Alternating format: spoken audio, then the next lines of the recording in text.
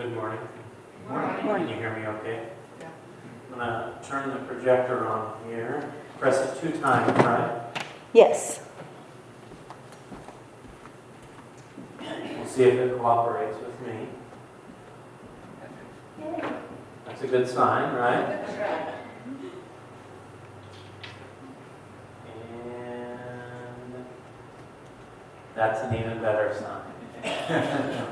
Very good. Okay, so my name is Chance Newingham, and I've got a wonderful wife and 3 sons. I want to show you their picture. So you see my wife up here. Her name's Ginger. She also works for the ministry as well. She does social media stuff like Facebook and Twitter and Instagram and all kinds of stuff that I have no idea what that stuff is about. She handles that kind of stuff. And these are our 3 sons. We have Nosko, who's 9, Edward, who's 5, and Louis, who's 3. Nosko is adopted from a country over in Eastern Europe named Bulgaria. And he has been home for 4 years. And he has a variety of special needs. He has autism and PTSD, Tourette's syndrome, and reactive attachment disorder. He just has a lot of difficulty. And all of that to say, about a month ago, he actually moved into a group home that's up in northern Illinois because of all his difficulties. Over the past year, he's become increasingly harmful towards others, specifically his brothers. He's tried to hurt them and take their lives a couple times. So we just decided that was the best thing as a family. So it's been really hard, but it is what's best for him, and it's what's best for our family, and he loves it there. He absolutely loves it there. Somebody asked me the other day if we get to talk to him on the phone. And I was like, oh my gosh, listen. He called me at 3:53 a.m. this morning. All right, this was a couple days ago. He called me at 3:53 a.m. Yesterday he called 5 or 6 times. Today he called because he wanted to see the chickens. And so I took him outside and showed him the chickens. He wanted to see the kitties. And before I could hang up, he hung up on me. He wanted to see the chickens, and he was good to go. So that's our oldest son. Edward is 5 years old. He's adopted from a country also in Eastern Europe called Latvia. And he is our Spitfire kid. He's just so dramatic and has so much personality. He's loud. Oh my gosh, he's loud. He has a couple health issues. He has scoliosis, a curvature in his spine. And he has another disorder called bacterial disorder, and it means he has some intestinal issues and heart problems and an immune deficiency disorder. So he's got some health issues as well, but his are all physical as compared to mental problems for Nosko. And then Louis is our youngest son. He's 3 years old. He's our biological son. He is he's like the genius of the family. He is practically reading. He can count to 100 by himself. He knows all of everything in the alphabet. He knows all the different sounds for each letter. Like A makes different sounds, E, and all that stuff. My wife was a developmental therapist before she was a stay-at-home mom. So she worked with kids and helped them, come up and be smarter and all that. And so she's been doing that with our boys. We live just north of Athens. We lived in Athens for quite a while, but just about 3 months ago, we moved into a family farmhouse. My wife's family has been in the Athens area since the early 1800s, and her grandma passed away a couple years ago, and we inherited the house, and so we did some work on the house, and we just moved out there. And I'm so proud to tell you, wrong or right, I'm so proud to tell you that my boys are the 6th generation to live in this house. I just love that. I grew up moving around all the time, and it's just cool to me to think that my boys get to stay in a house that's been in the family for so long. Since we moved out to the farm, we call it, there are cows and stuff. They're not ours. Some farmers do it on the property that the family owns. But since we moved out to what we call the farm, we've gotten the chickens. We've got 15 chickens because I figured I live on a farm. I should do farmer-type things, right? And we also have 3 kittens as well. So my boys, they love the kitties. Today the cows were mooing whenever we were getting in the car. And they told them to be quiet, that they were too loud. So we love living out on the farm. So we live, maybe 20 minutes from here, but I work, and my wife, we work for a ministry that's in Sierra Leone, West Africa, called Lifegate. And I'll show you where it is here on the map. This is Africa, and then you can see where Sierra Leone is right there. My title for the ministry is Director of Partnerships. And that's just really a fancy way of saying that I do two things. I raise awareness, and I raise funds here for the work that goes on over in Sierra Leone. That's my job. That's my full-time job. I raise awareness, and I raise funds. I do that by hosting various fundraisers. In fact, just yesterday at County Market in Sherman, we did a ribeye and hot dog cookout in the parking lot there, partnered with County Market, and all the money goes to our ministry. In fact, all the money from yesterday is going to be used to pay all of the school fees for the kids who live at our orphanage over in Sierra Leone. So I do cookouts like that. We do fundraisers at different church camps and vacation Bible schools. You guys are partnering with James and Beth McMillian at the Petersburg Church of Christ. James and I are really good friends. He and I went to seminary together. Just last week, they did Vacation Bible School, and our ministry was the missionary group for the week. So my wife and the boys and I, we went over there every night that week and shared about the ministry, showed pictures and things like that. So that's what I do. I like to think of it as I beat the drum here for the work that goes on over in Sierra Leone. I'll show you a couple pictures of our missionaries who live in Sierra Leone. I travel there at least once a year, if not twice a year, going and getting updates on the ministry, taking good pictures and getting good stories and things like that so that I can come and share those. But these are the missionaries that live over there full-time, permanently. The first picture, this is Rick and Paula Miller, and they have two daughters, Grace and Faith. Rick and Paula are actually from Athens, Illinois. Rick's dad, his name was Phil. Phil coached basketball at Athens High School. He was also the guidance counselor at Athens High School, and he's actually part of the reason why I went into the ministry so long ago. And both of them are from Athens. It's funny, Paula's last name was Miller before she married a Miller. But they're not related, so you don't have to worry. But she was a Miller before she became a Miller. And so they have served over in Africa for nearly 20 years. Specifically, they've been serving in Sierra Leone for just under a decade. You used language this morning saying, Chance will share about his ministry. And I understand what you're saying.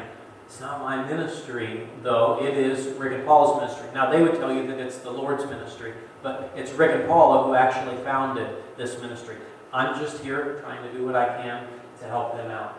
So they live over in Sierra Leone. Rick is the what they would call him, he's the big papa. That's what they'd say in Sierra Leone. He's the big man. He's the one who's in charge and, plans the future and the vision for the ministry, where we're going and what we're doing. And the other people that are pictured, this is Jonathan. He's one of our pastors. This is his wife, Letty. She's the nurse at our orphanage. And then here are their three daughters right there. So Rick and Paula and their daughters, Grace and Faith, they live over in Sierra Leone. This next picture is my best friend, Tyler, and his wife, Sarah, who is also my wife's best friend. And they have three sons, Connor, Finnegan, and Sullivan. They're with two orphanage kiddos. This is Kona, and then this is Alpha. They take the kids from the orphanage, two of them, every 2 weeks to the beach just for fun, to go and swim and play and stuff. Tyler and his wife Sarah, they moved over to Sierra Leone about 8 months ago. And Sarah is over the orphanage, and she also goes to the school. She loves to do art, so she goes to the different schools in the region and does an art project with them. But first, she tells them a Bible story, and then they do an art project revolving around that Bible story. And then Tyler, he's head of construction for Lifegate. I would call him a master craftsman. He told me I shouldn't call him that because that's an actual title in construction and carpentry, but I think he's a master craftsman. He just does such good work. So he does all of our building projects, and he will soon be teaching Sierra Leoneans how to build in Sierra Leone. So everything that Lifegate does revolves around two words, okay? If somebody said, Chance, tell me, what's your elevator speech for Lifegate? I say we do two things in Sierra Leone. We tell and we teach. We tell stories from the Bible so that people may know the Lord. And we teach life skills so they can provide for themselves and for their families. We believe that everybody needs to hear the good news of Jesus. We also believe that people have a fighting chance in life if they know how to provide for themselves. Sierra Leone is one of the poorest places on the planet. For 10 years, it was known as the most desperate place on earth. That there was nowhere else that was as poor as Sierra Leone. That was before Ebola hit last year in 2015. It was known as the most desperate place on earth. And then 12,000 people were killed by that virus in Guinea, Sierra Leone, where we were at, and Liberia. So again, two words that we do, we tell and we teach. Tell stories from the Bible and we teach life skills. So in your mind's eye, I want you to picture a tree trunk, okay? That's our trunk, that's our base, that's our core, is telling and teaching. Well, we have 4 branches on that tree that come up and help us accomplish those goals of telling and teaching. The first branch of our ministry is our schools. We have 2 schools, one preschool and one grade school, where kids in the villages are learning their ABCs, their 1, 2, 3s. They're learning what verbs are and nouns are and adjectives. And I probably couldn't even tell you what those things are sometimes. But these kids are learning that. And they're also learning, so those are the life skills, right? Well, they're also learning that God loves them and that Jesus died for them. They're learning the story of salvation. They're learning truths from God's Word. Because again, we want to teach God's stories and life skills. So that's the first branch of our ministry, is our schools. The second branch of our ministry is our orphanage. And these are the kids at our orphanage. Right now we have these 11. It'll soon be 17 kids in the orphanage. These kids are having their daily needs met. We're talking about food and clothing and medication, education, and Jesus. And not only are we meeting those needs, we're also teaching them life skills as well. Kids at the orphanage are learning how to do woodworking, simple woodworking, building a table and chairs. They're learning gardening. I've got some pictures of them in their garden where they're growing corn and some melons. And they're also learning construction as well. And beyond all of that, they're active in the church. They're singing worship songs, they're doing Bible study, they're spending time in prayer. Because again, we want to tell Bible stories and we want to teach life skills. The next branch of our ministry. So the first branch is our schools. Second is our orphanage. Third is our churches. We have 4 churches in Sierra Leone, and this is one of them. In our churches, we practice what is called Bible telling. If I were to get up here this morning and to preach a sermon to you, I would say, okay, let's turn to the book of John, chapter 3, verse 16, and then I would read the passage to you, and then we would go on and talk about that specific text. Most people in Sierra Leone can't read. The official statistics say 6 out of 10 can't read. I would argue that that number is a little higher, though, in the regions where we work, because we work in rural areas. We work out in the bush. So many people there can't read. Well, because they can't read, we practice Bible telling. Bible telling is this. It is simply the telling of the Bible in story form. That's all it is. We found a gentleman who lives in Bloomington, Illinois, actually, who takes the entire Bible and he sums it up into just under 200 stories. And our pastors are trained in these stories, and then they go and tell those stories. Now, I'll talk about that here in a little bit, but just imagine, and Pastor, you know this, you go to the book of Leviticus, and there are texts that talk about don't boil a baby goat in its mother's milk. Or if there's mold in the house, wash it and come back in 7 days. And if the mold is still there, tear the house down. All kinds of stuff that we read and we're like, wow, that's a little strange. Well, when we tell Bible stories, it's the summation, the summary of these things put together in a condensed story so that these people can know who the Lord is and be introduced to salvation. So that's the third branch of our ministry. We've got our schools, our orphanage, our churches, and then lastly is our radio station. We don't actually own a radio station, but we do buy airtime from a local radio station, and then we tell those same Bible stories over the air. You see, we were sending our pastors out to these different remote villages, and that was problematic for a variety of reasons. One, it was expensive to do so, to pay them to go. It was also very expensive to pay taxi drivers to take them.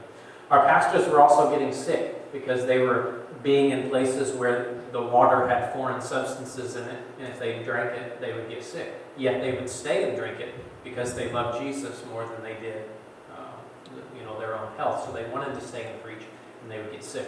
Also, they were away from their families for about half of every week, and we didn't like that.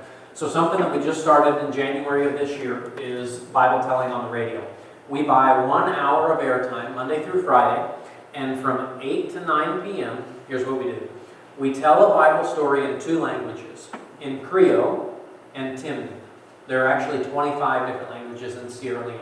So right now we're telling a Bible story in 2 languages. So the first 15 or 20 minutes is those 2 stories, it's the same story, being told in 2 languages.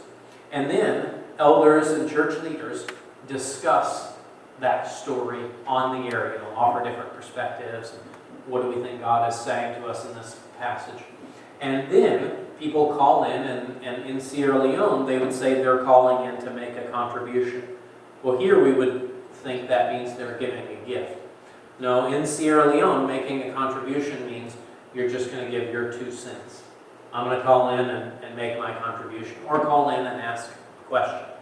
So that's the 4th branch of our ministry. So again, our base, our core, our trunk is telling and teaching. And then we have 4 branches: our preschool, our orphanage, our churches, and our radio station. Beyond that, I think the best way to kind of give you a glimpse into who we are and what we do as a ministry is to show you the activity that's actually going on the ground. Earlier this year in March, I led a missions trip over to Sierra Leone, and it was me and 4 other ladies. There was a lot of estrogen and a little bit of testosterone on that trip. And I just want to show you some pictures and share some videos from that. And that'll give you just a bird's eye view of who we are and what we do and what's going on. While we were there, a toilet pit was being built at the church. Previously, our church in Bridget Village didn't have a bathroom there. And that's pretty important to have a bathroom. So that's one of the first projects that my friend Tyler, when he moved over there, was tasked with doing, was building a bathroom. And I told you before, Tyler is just very, very skilled. People from the village across the street would actually come over and just sit and watch Tyler work because he's so skilled. He was like laser leveling every brick. I mean, that's an exaggeration, but he was just doing such a great job on it that the people wanted to come and watch him and see how good of a carpenter he was. That project is complete now, but in March, this is where it was at. Here's one of the trip participants. Her name's Paula. She actually lives just outside of Petersburg. She brought with her an iPad, a tablet that had a camera on it, and the kids could see their reflection. Many of these kids had probably never even seen their own portrait before, never had seen their own reflection. So when Paula, wherever she went, she was famous because she could show these kids their face on the tablet. Here I am. I got to preach on Sunday whenever I was there. And I love to teach, and I love to preach. And when I was there, I got to preach on the 10 plagues from the book of Exodus. And I told it in story form.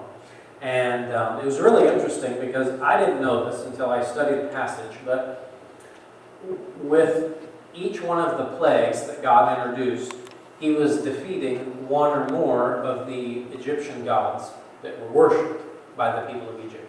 For example, I think, if I'm remembering correctly, there was a god that the people in Egypt worshipped that was the god of the sky that they called Amon-Ra. That was the god's name.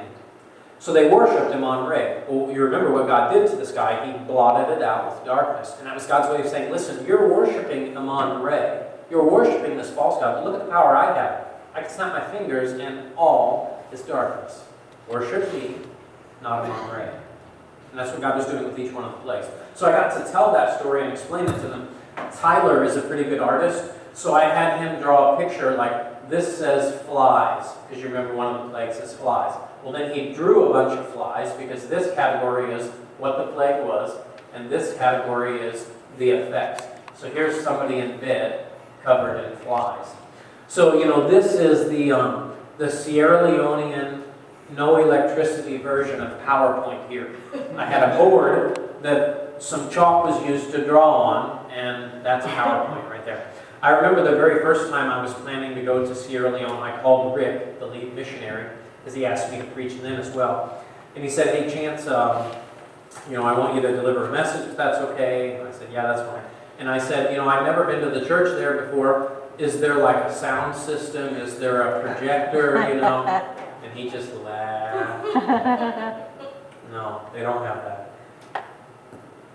And again, this is storytelling in our churches. I couldn't say, "Okay, friends, let's open up our Bibles to the book of Exodus and let's read this story together," because that's not an option. I also printed off and laminated a picture of softball-sized hail and took it over there. They had never seen anything like that before. That's not a part of their climate, not a part of their weather patterns there. So it was really interesting to tell them, imagine the chunks of ice. What I told them was, imagine that rocks are falling from the sky. Right next door to them is a village called Quarry. It's a rock quarry. And I said, imagine that rocks from Quarry were raining down from the sky. So it was cool to get to share that with them. Here we are in one of the villages where we were. Our team of missionaries and our team from the U.S. traveled there, and we told Bible stories in each one of the villages. And if you'll notice, it's not just kids here, it's adults as well. I have to check the official statistic, but I'm pretty sure that the unemployment rate in Sierra Leone is in the 90s. That a vast majority of the people there don't have jobs because there aren't jobs available. Well, that presents a unique opportunity for us to go and share the gospel with everyone. Not just kids, but adults as well. So when we go to these villages, it's not just children who show up. It's moms and dads and grandma and grandpas also. This just shows you two typical houses in Sierra Leone. You go out into the bush and you find some sticks and you wedge them in the ground, and then you get some mud and you pack it together for your walls, lay some branches on top, and that's your house. A house like this could typically hold 5 to 10 Sierra Leoneans in a one-room house like that. This is really interesting. So this is, of course, me on the left, and I'm shaking hands with a man who is an elder in his community, a leader in his village, but he's also the imam. An imam is the leader of the Muslim mosque in his community. He practices Islam. Well, he came up to me afterwards. Actually, he spoke to our whole group first, and he pleaded with our ministry to build a church and to build a school in his village. He wanted a Christian church, and he wanted a Christian school in his village. He sees the good in Christians whenever they come to his community. He sees the good that Jesus brings, and even though that's diametrically opposed to his religion, he wanted us there because he saw the good that we brought with us. I thought that was really interesting. This is Kayla, one of the young ladies who went on the trip, a friend of my wife's who lives over in Sherman. She's telling a Bible story here, and then here's one of my friends. His name is Moses. Isn't that a cool name to have? He is translating the story to the kids at our school in Bridget Village. So again, we're practicing storytelling. This is a video, if it pulls up. This is one of the little boys who lives in our orphanage. His name is Idrissa, and he's going through the gospel story. You see, in our school, we not only teach him ABCs and 1, 2, 3s, but we teach him about Jesus as well. So he's going through the gospel story where he talks about God and heaven and sin and Jesus and redemption and the cross. So we'll see if it'll play for us here.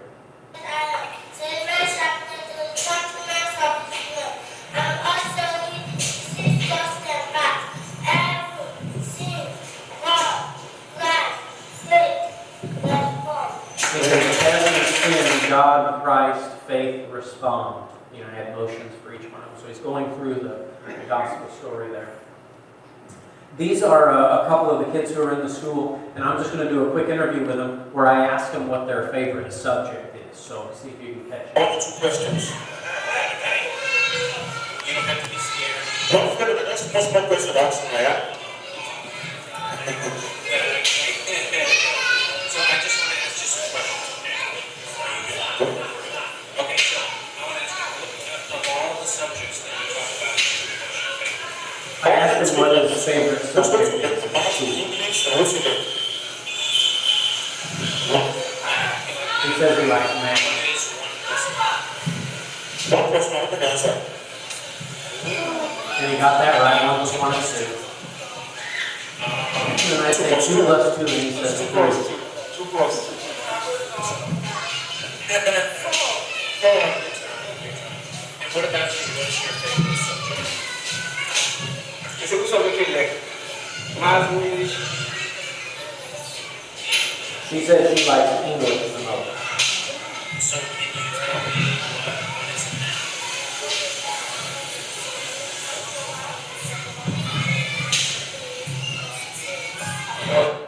I asked her, what her favorite subject is. She said English, and I said, okay, what's a noun? And she said it's a person, place, an animal, or a thing.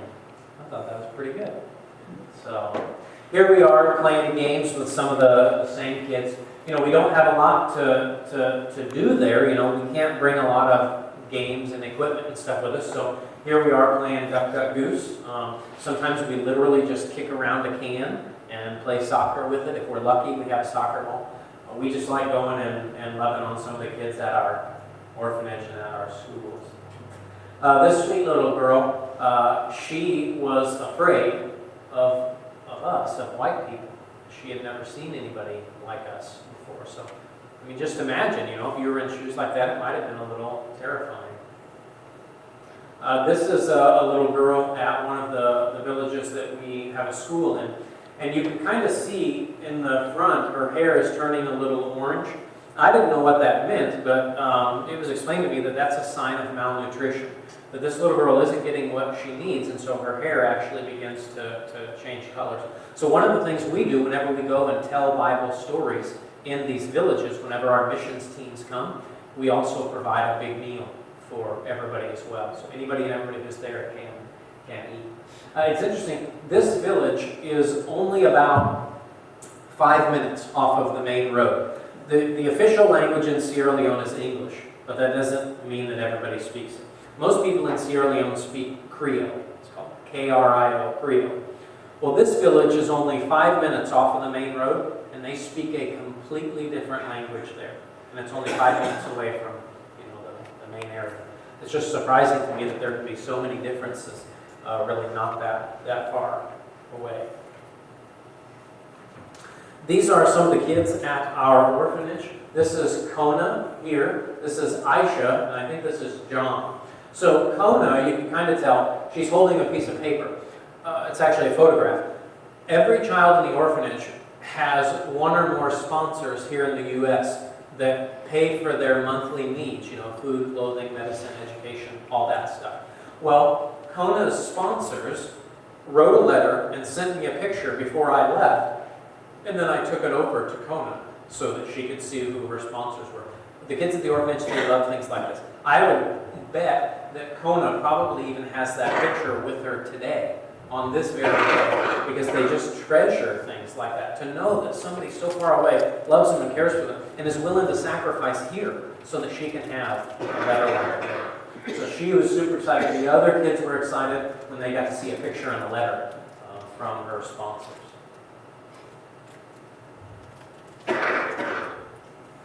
This is Kayla. She's the one who was teaching the Bible story to the kids before. She's holding a little boy at the orphanage named Adrissa. Kayla and her family support Adrissa on a monthly basis. They are his sponsors. So anytime that we went to the orphanage, this is where Kayla was, and this is where Adrissa was. They just love to hang out, spend time together. I love the fact that as a missions organization, we can provide those who support orphans the opportunity to go and meet those orphans and love on them and spend time with them. If you support a child through another, perhaps a bigger organization, you might not have that opportunity. We love the fact that we can provide that. Kayla, same gal, before she left home, went to Walmart, bought some string bracelet material, and then some beads. And she made personalized bracelets for each one of the kids. And you can see this picture here. You see him smiling. He was so happy. His name is Lahai, Lahai. So he's got a bracelet that has his name on it. Well, he thought he was king of the world, but he had this little bracelet with his name on it. And then another gal who went on the trip, her and her family, I thought this was so sweet of them. They got together a few Sundays before we left. They went and bought a bunch of these bags at Walmart, and then they got letters that you iron on, and then they ironed on each one of the kids' names on their bags. Well, again, these kids, they're just like blown away. They never thought they would get a gift like that before. One sponsor wanted to send a book to her child, and anytime somebody wants to send one gift, I say, that's wonderful, but if you're going to do that, please send 11 gifts or 17 gifts, because we want all the kids to get something. Because you know what it's like, some sponsors are potentially more active than others are, so some kids kind of get left out a little bit. So anytime anybody sends a gift, we ask that they send enough gifts for all the kids in the orphanage. And also, one of our caregivers, she has 2 children, so we include them as well. So really it's 19 kids that we would have. If somebody wanted to send one gift, we'd say, well, let's do 19 books for kids, and then every one of them gets a gift as well. So here I am handing out some books. This is one of the girls in the orphanage. Her name is Effie. You see she's got her big bag, and she's wearing her bracelet with her name. She's also holding a glow stick. Before I left, I had about $30 left over, and so I went to Walmart and I bought as many glow sticks as I could buy. You know, the bracelet ones, and the necklace, and the camping ones. It blew their minds. You know, they had never seen anything like that before. So they kept wanting to go inside where it's pretty dark so that they could see their glow sticks. Here's Aisha and Kona. Just wanted to have their picture taken with all of their cool new stuff. This is Martha. So in 2011, the first time I went to Sierra Leone, we went to a village called Tortkele. That was the name of it, Tortkele. And I didn't know it at the time, but I learned a little later that means, I hope I don't get in trouble for this, that means Big Butt Village. Because the lady who founded the village had a big bottom, I guess. And so they named it Big Bottom Village. And so there you have it. Well, I met Martha when she was about 10 years old, and she lived in that village. At the time, I got to meet her family, and she held my hand and walked me around the village, and it was awesome. I really enjoyed it. I thought I would never see her again. Well, in January of 2015, Rick got a hold of me, and he said, Chance, we have 4 new kiddos who need to move in the orphanage. And Martha was one of them. It was just really sad. However, I am thankful that we now have the opportunity to minister to her and love on her and care for her. So my wife and 3 boys, we support Martha on a monthly basis. And so we've got a picture of her at our dining room table, and so we pray for her and talk about her. And the boys, they just think that's their sister, that's Martha, and that we talk about her. They have birthday parties and stuff, and so it's just kind of a fun thing. So I enjoyed getting to spend some time with her. Martha is very, very smart. In fact, she's in some gifted classes at her school. We're hoping that she's going to be one of the first kids to go on to university in Sierra Leone. So we're pretty excited about that. Here we are inside of the orphanage. Before I left, I thought that it would be fun if I took along some magic tricks with me. I used to do all kinds of card tricks and stuff. So I went over there and did those tricks. It blew their minds. Here's the deal though, I had to tell them how I did the tricks, because sorcery and magic and witchcraft, that's really common in Sierra Leone. And I didn't want to get in trouble. So I explained to them how I did the tricks. This is a video just of the kids. They're kind of loud. This just gives you like a picture into daily life. Wait, say hi. We get washing up here,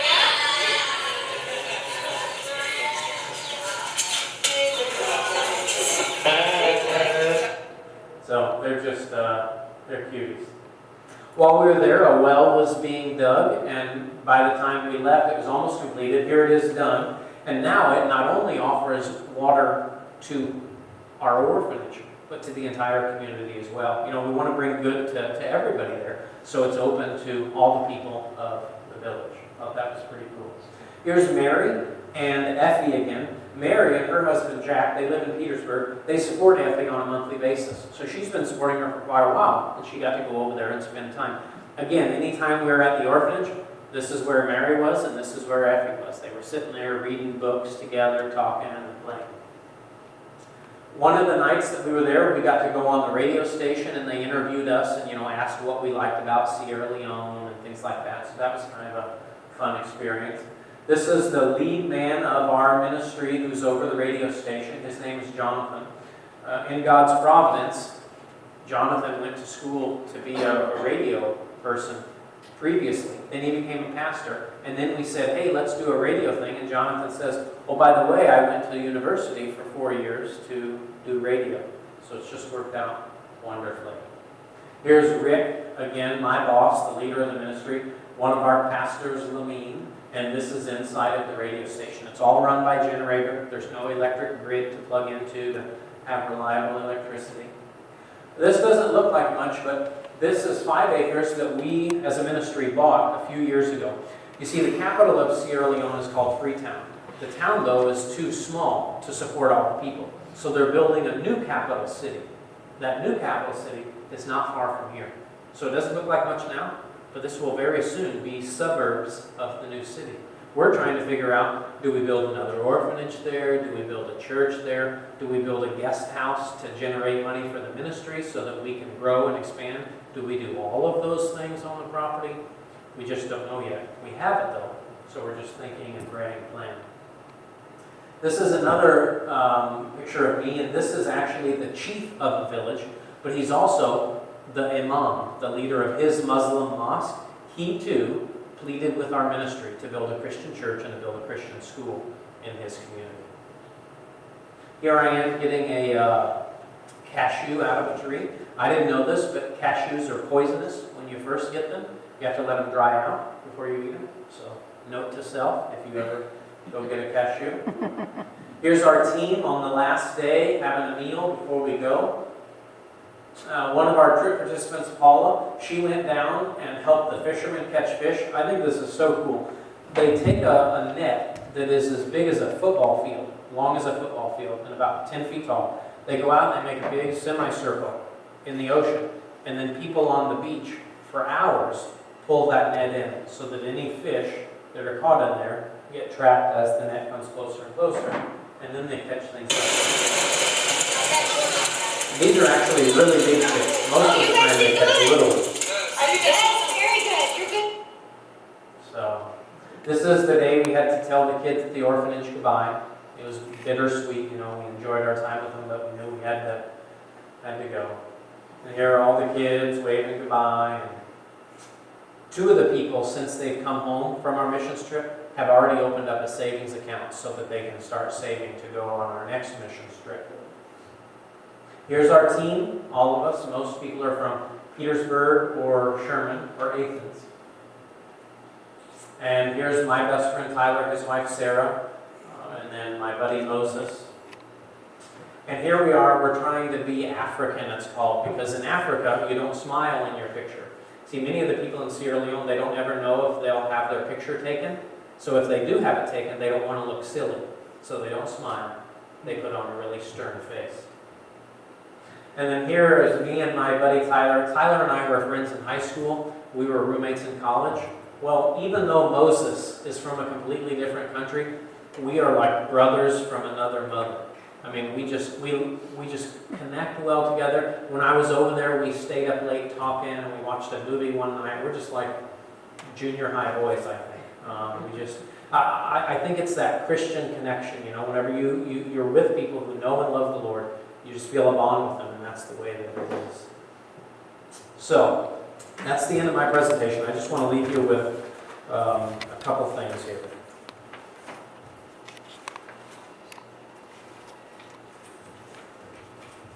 Since I have left in March of this past year when we were there for the mission trip, 2 new life skills are about to be taught in Sierra Leone. The first one is sewing, and I've got a couple articles of clothing to show you here. This is a shirt that we got over there, and this is another shirt, and I have another one out there at my table. We're going to be teaching people how to make articles of clothing like this. I've been doing some fundraising over the past several months so that our ministry can buy sewing machines. I've also been doing fundraising for construction tools as well. Not only are we going to use the tools as a ministry, we're going to teach the locals how to use the tools as well. So 2 big things have happened since I left. Philippians chapter 2 says that one day every knee will bow and every tongue will confess. Now, when we think about that, at least in my mind, I think like, okay, people around here where I live. Sometimes I fail to remember that that's everywhere. That includes the people of Sierra Leone as well. This morning when we were singing, one of the hymns was number 101, but it's in the other little book and not this one. I didn't know that because I'm new here. So I opened up to 101, and this is not the song we sang, but I thought it was really interesting that I was drawn to this. It's weave a story to tell. And you see, that's what it comes down to.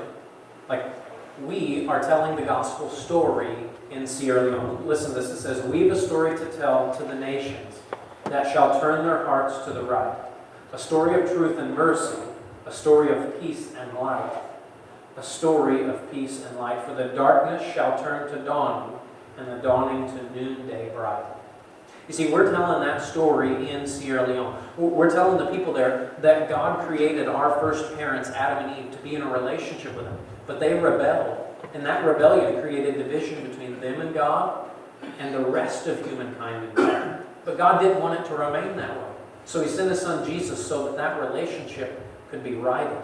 You see, we're telling that story over there because we want the people to be ready. We want them to know who Jesus is. But for them to know who He is, we have to be able to tell that story. And so as I understand it, you guys have different missionaries who have been coming and will continue to come, who are seeking your support. So I want to tell you who we are and what we do, and then to impress it upon your hearts if you wanted to help us tell that story to the people of Sierra Leone. Do you guys have any questions for me about the ministry or anything? Yes. I remember a story that when Ginger went over with you, that someone followed her back to a bathroom. Mm-hmm. Is that right? Did you have problems with people over there following you wherever you go? That was, I think that was a sort of a specific and unique instance. We do have to be on guard whenever we're there. In one instance, Ginger was wearing Lewis on her back, like they do in Sierra Leone, tying the baby on her back. And there was a witch doctor who we were in the market, and this witch doctor had a scary mask on, kept coming over and trying to scare Lewis. And Ginger eventually just grabbed the guy in the mask and pushed him away. He didn't come back anymore. It is a different culture, and so we have to guard ourselves. But we really haven't had huge issues. You just kind of have to. It's just like traveling or going anywhere new. You just kind of have to be on guard and be watchful. Anybody else?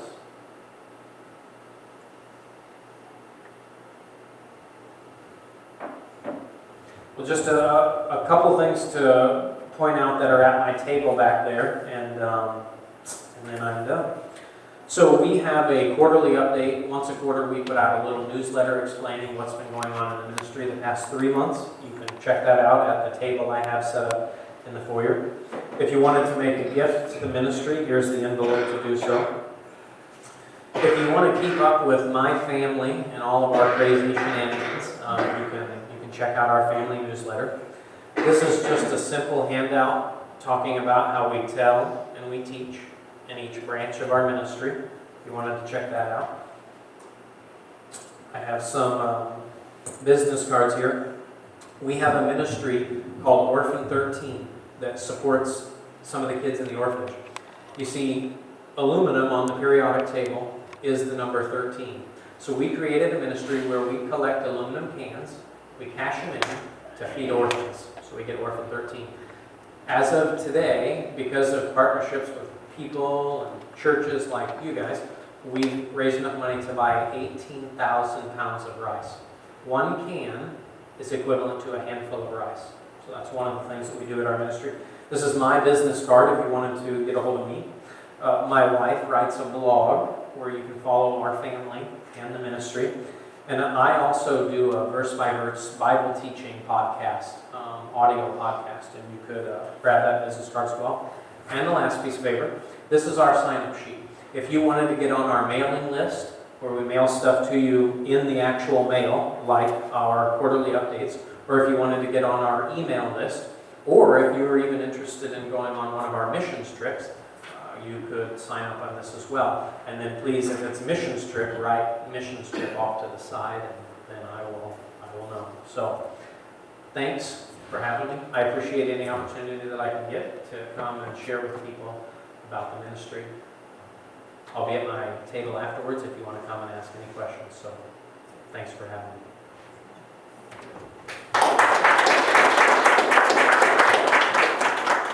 All right, well, thank you for being here and for sharing what Lifegate is and what Lifegate's all about. And hopefully that he answered any questions you may have had. Normally we're an inquisitive bunch, but some of our inquisitors aren't here today. So people who would ask. So anyway, we do appreciate you